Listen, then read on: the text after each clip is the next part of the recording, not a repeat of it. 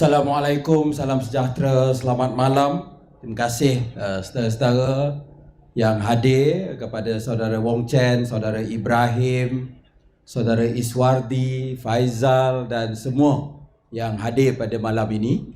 Pertama sekali saya ucapkan berbanyak-banyak terima kasih kerana dapat hadir pada acara pada malam ini, dan kita memang sekarang kerja kami di bersama ini ialah satu kerja yang agak berat, sebab hampir tiap-tiap malam kami akan ada program. Malam ni saja kita ada program truck ini di Setiawangsa.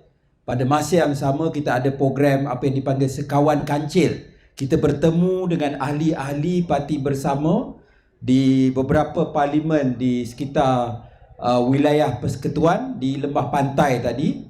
Dan hujung minggu biasa kita akan ada acara pagi sampai petang, kenduri bersama sekarang banyak di Melaka. Malam kita ada program truck dan seterusnya.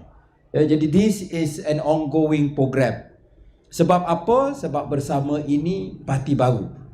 Kita start balik nak bina parti ini daripada zero, maka kita perlu bekerja dan berlari lebih cepat dan bekerja bersungguh-sungguh. Kenapa kami buat perkara ini, saudara-saudara? Saya nak tarik sikit. Tahun 2015 sebenarnya, 11 tahun yang lepas, saya waktu itu berbincang dengan saudara Rafizi. Tengah waktu itu saya, sebagaimana disebut oleh Wong Chen, saya adun Seri Setia dah masuk 2 penggal dekat Kelana Jaya. Dan saya nak tengok ataupun nak cari kerusi parlimen. Bincang dengan Rafizi, kita beberapa kursi kita pertimbangkan lah. Antaranya Kuala Langat yang dilihat sebagai kursi yang berpotensi, dah pun dimenangi oleh PKR pada waktu itu. Tetapi last kali saya ingat kata-kata Rafizi bahawa dia kata, Nick, you sebagai ketua pemuda tak boleh pergi kursi safe seat, tak boleh pergi kursi selamat. Maka pada waktu itu kita tengok pada satu-satunya kerusi di KL yang mana UMNO ataupun BN tak pernah kalah, iaitu kerusi Setiawangsa.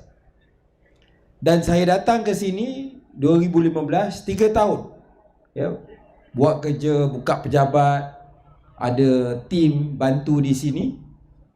Dan memang kita rasa mencabar, tetapi kita berpegang pada satu pandangan, iaitu sekiranya kerusi seperti Setiawangsa ini kita dapat menang, maka tentulah kita dapat menang di Putrajaya. Itu pegangan kita. And true enough, 2018, Alhamdulillah, terima kasih kepada saudara-saudara, kita cipta sejarah tersebut. Alhamdulillah, 2022 kita dapat pertahan. Jadi bila orang tanya kenapa saya letak jawatan, tadi ada juga orang duk kacau-kacau kan. Dia pergi tepek-tepek banner nak block kita punya promosi pada malam ini dan macam-macam. Dia punya alasan, tu kau yang pergi lepas jawatan tu buat apa? Kan dah dipilih oleh rakyat. Saudara-saudara, saya dipilih atas tiket PKR Pakatan Harapan. Saya bertanding atas manifesto PH, logo PH. Nak tak nak, dalam sistem kita, saya bukan bertanding sebagai individu. Saya tak tahu berapa peratus orang undi Nick Nazmi sebagai individu dan berapa peratus orang undi atas dasar Pakatan Harapan. Kita ada akta anti lompat parti. Kita ingat langkah Sheraton, kerajaan yang dipilih oleh rakyat tumbang sebab orang lompat.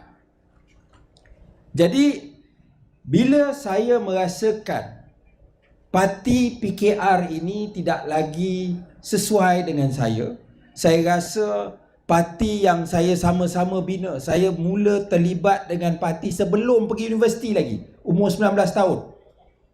Saya bantu parti, waktu tak ada apa-apa. Waktu tu tak rasa parti ni boleh jadi kerajaan satu hari nanti. Cuma kita merasakan kita nak buat perubahan, kita nak bawa sesuatu yang baru, maka kita terlibat, bantu. Bila saya rasa tak sesuai, maka saya ambil keputusan untuk letak jawatan. Kalau sebelum 3 tahun, in fact lepas 3 tahun pun sebenarnya itu keputusan di peringkat pihak berkuasa, dia boleh adakan pilihan raya kecil. Benda itu pernah berlaku dalam sejarah negara kita 1988. Tan Sri Shahriar Samad. Waktu itu dia dalam tim B UMNO. Siapa yang masih ingat lah. Waktu tu kan ada Mahathir lawan dengan Tengku Razali dan Tun Musa Hitam. Dan Tan Sri Shahriar Samad ni orang Musa Hitam. Jadi dia tidak setuju dengan Mahathir. Dia pun ambil keputusan untuk letak jawatan. Pilihan raya kecil diadakan dan Shahriar Samad menang atas tiket bebas. Makna pengundi Johor Bahru waktu itu dia memilih Shahriar Samad sebagai individu. Dia tidak memilih UMNO yang diwakili. Dan to me that is a gentleman. Cuma kali ini sebab alasannya dah lepas 3 tahun tidak ada keperluan dan kedudukan majoriti kerajaan tidak terjejas. Tetapi bermaksud saya dan Rafizi kami pulangkan mandat ini kepada rakyat. Itu kenapa kami lepaskan jawatan. Ada orang kata merajuk lah dan sebagainya. Kalau tanya saya, baik saya merajuk dan makan gaji. Baik saya merajuk dan terus pegang jawatan. Tetapi kita bukan soal merajuk.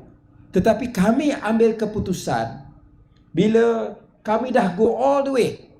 Ya, daripada bantu parti macam ni, anak-anak muda yang kita tengok pada malam ini dengan parti bersama, waktu tu saya macam tu lah. Saya lepas 20 tahun dapat sampai, kita umumkan ketibaan saudara Rafizi Ramli. Akhirnya kami dah sampai ke muncak, dah jadi menteri, dah duduk, dah tengok sendiri. Tetapi kita merasakan bahawa perjuangan ni dia sangat mengecewakan. Sebab kalau awal-awal dulu waktu kami sebagai anak muda nak semata-mata nak jadi menteri, baiklah kami pilih untuk masuk UMNO. Betul atau tidak? Sebab itu je zaman tu. Zaman tu tak pernah tukar kerajaan. Waktu saya mula-mula masuk sebagai ahli 2005, waktu tu BN ada 90% kerusi parlimen. PKR ada satu kerusi parlimen. Waktu bertanding di Selangor, Dun Sri Setia, DAP ada 2 kerusi. 54 kerusi lagi ialah kerusi Barisan Nasional. Jadi memang tak logik kalau kata adalah cita-cita nak yang serius untuk jadi menteri ke apa, tak masuk PKR. Tapi kami percaya nak bawa budaya politik baru. Dan Alhamdulillah, of course, nothing wrong with power. Tak salah, tentulah. Kalau boleh pun satu hari saya nak tengok bersama ni dapat kuasa. Tetapi apa guna dapat kuasa kalau last-last kita jadi 2 kali 5, 5 kali 2 dengan Barisan Nasional. That is the problem. Jadi we decided, ya, lama juga saya bincang dengan saudara Rafizi, kami mengambil keputusan lepas kami letak jawatan sebagai menteri. Bila kita buat parti baharu ni, kita nak make sure that parti bersama ni berbeza, saudara-saudara. Memang bukan mudah. So, secara jujur nak kata pilihan raya yang akan datang, mungkin hujung tahun ni, mungkin tahun depan. Secara realistiknya dalam pilihan raya ni nak kata pasal saudara Rafizi nak jadi Perdana Menteri, itu agak luar biasa lah, kan? Tetapi saya percaya bahawa parti bersama sebagaimana Ibrahim sebut tadi di Lembah Kelang. Sebab orang Lembah Kelang ini dia bukan totok PH, totok ni tahu, hardcore, tak. Dia tidak tribal. Tetapi sebelum ini mereka dah rasa tak boleh dengan UMNO, dia bagi peluang kepada PH. Tapi kita tengok di Selangor dalam pilihan raya 2023, pada waktu itu malah di sini sendiri di Setiawangsa 2022, UMNO ni kubu kuat. Yang nombor 2 dapat 2022 di sini ialah Perikatan Nasional Bersatu. Betul tak? Makna orang pada waktu itu dia dah give up juga dengan UMNO.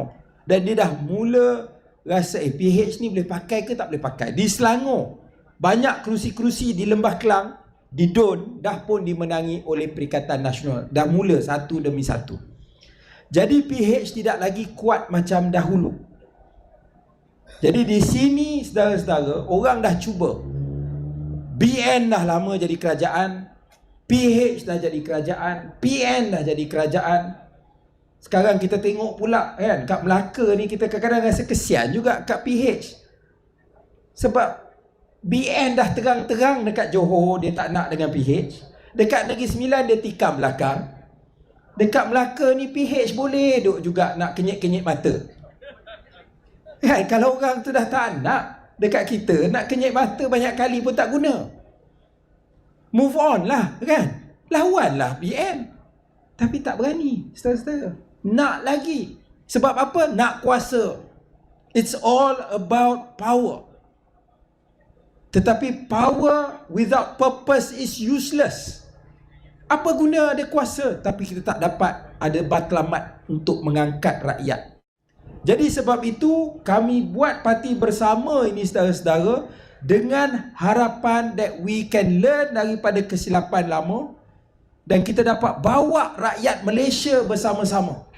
Rakyat Malaysia yang sebenarnya kalau tak ada parti bersama, mungkin majoriti besar yang bersama dalam parti ni akan duduk di rumah. Betul atau tidak? Parti ini 3 bulan ahli kita dah lebih 30,000. Parti ini daripada 30,000 itu, saudara-saudara, lebih 15,000 tak pernah masuk mana-mana parti. Ya, jadi saya yakin ramai yang ada di sini. Kalau ada belum lagi daftar, kita ada kaunter. Tapi that is very key. Maksudnya ini bukan orang PKR saja atau orang PH saja. Lebih separuh daripada ahli kita tidak pernah menganggotai mana-mana parti. 25% betul suku daripada PKR. Tetapi 15% daripada parti-parti lain, termasuk yang banyaknya ialah Parti Melayu, UMNO, PAS, Bersatu, Amanah. Jadi sebab itu bagi saya parti bersama ini ada satu potensi yang sangat besar untuk pergi ke depan. Kalau orang duk kata, oh kita ni akan buat PH kalah lah, lepas tu kita dengar orang PH kata bila ada bersama kita membolehkan UMNO dan PAS menang. Lepas tu UMNO PAS pula kata bila ada bersama dia akan pecahkan undi Melayu dan sebagainya. Saudara-saudara, kita berkempenlah secara positif. Berkempenlah tentang apa dasar parti kita perjuangkan. Bukan nak takutkan orang tentang parti lawan dan sebagainya. Jadi kita tengok sekarang dia bermain sentimen macam tu yang mungkin akan membunuh minat anak-anak kita untuk pergi mengundi. Sebab dia tengok last-last sama je duk main takutkan ni, takutkan tu, tetapi tidak bagi harapan, tak bagi sebab kenapa nak undi parti-parti tersebut. Jadi ini bukan perkara yang mudah. Tetapi insya-Allah ya, dan saya tidak lari, saya akan tetap insya-Allah bertanding juga di Setiawangsa. Kalau 2018 kita masuk kat sini, kan, ni dah 2 penggal, alhamdulillah saya berada di Setiawangsa. Tapi saya kali ini kita akan bertanding atas tiket bersama. Buat pertama kali dalam seumur hidup saya akan pakai logo kancil. Semua orang lah pertama kali. Tetapi isunya ialah we want to present something new. Ini bukan benda yang orang kata benda yang confirm jadi. Tetapi kami merasakan kita perlu buat langkah ini untuk bagi pilihan kepada pengundi.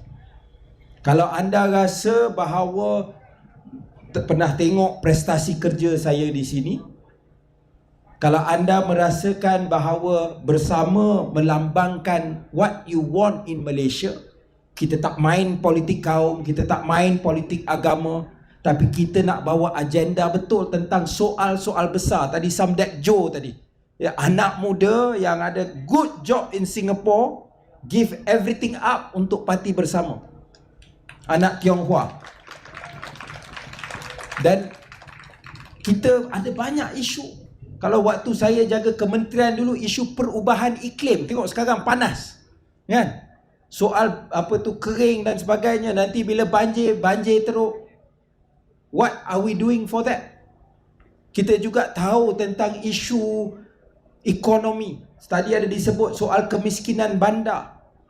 Setiawangsa ni dia ada semua. Saya ingat daripada T1 sampai B40 semua ada dekat Parlimen Setiawangsa. Dan kita tahu isu ini sangat serius di KL. Walaupun KL ini, ekonomi KL ni sebenarnya sudah pun jadi ekonomi berpendapatan tinggi, tetapi banyak lagi orang yang rasa tersepit dalam kehidupan di ibu kota. Kita juga tahu bahawa orang sekarang anak makin sikit, hidup makin lama. Tak kira lah Melayu, Cina, India, semua sama. Apa kesan dia? Kesan dia, kita kena harapkan anak kita ni yang semakin sikit kena bekerja lebih keras nak tanggung orang-orang tua macam kita yang makin ramai. And that is a ticking time bomb. Jadi isu-isu ini parti lain semua tak minat nak bincang. Sebab susah. Sebab mereka minat nak jadi Perdana Menteri. Itu je fokus dia. Pilihan raya nak menang, nak jadi Perdana Menteri. Dia tak fikir. Dia kata apa, itu isu kemudian. Dan bayangkan, kita ada orang-orang besar dalam politik negara kita ni yang dah pun berada, dah dominasi politik 40 tahun. Anwar Ibrahim ke, Muhyiddin Yassin ke, Haji Hadi, they've been there forever. Saya cakap terus terang, saya rasa Rafizi pun sama, 40 tahun lagi kami tak nak dah dalam politik. Bagilah peluang ke anak-anak ni. Itu sebab kita tak tengok penyelesaian tentang isu pada hari ini. Jadi Parti Bersama, kita design parti ini untuk selesaikan isu yang ada pada hari ini. Kita nak bina parti ini bukan beyond cita-cita kami. Kalau setakat menteri dah jadi dah, kan? Tetapi most importantly, untuk anak-anak kita, they have a party to vote for. InsyaAllah when it comes to power, bukan saja dia dapat kuasa, tetapi dia akan dapat tunaikan amanah itu dengan baik untuk angkat martabat anak-anak Malaysia kesemuanya. That is the target with Parti Bersama, saudara-saudara. Saya ucapkan terima kasih banyak-banyak atas sokongan anda daripada, kalau bertanding daripada 2018 lah ya, sampai hari ini 8 tahun. Memang saya rasa banyak saya belajar, banyak saya kenal hati budi orang setiawangsa yang cukup luar biasa. Ramai yang bertemu dengan saya, dia kata tak akan undi. Dia kata walaupun lepas saya tak jawatan menteri, dia orang dah boleh baca dah waktu tu, walaupun waktu tu kami belum lagi decide anything. Jadi saya ucapkan terima kasih banyak-banyak, dan saya harap dalam pilihan raya akan datang kita bagi peluang kepada Parti Bersama. InsyaAllah saya ada di sini, dan kita buktikan masa depan Parti Bersama ini ada bila kita menang kursi-kursi di Kuala Lumpur dan di Selangor. That is our future, and that is how we will grow Parti Bersama. Terima kasih.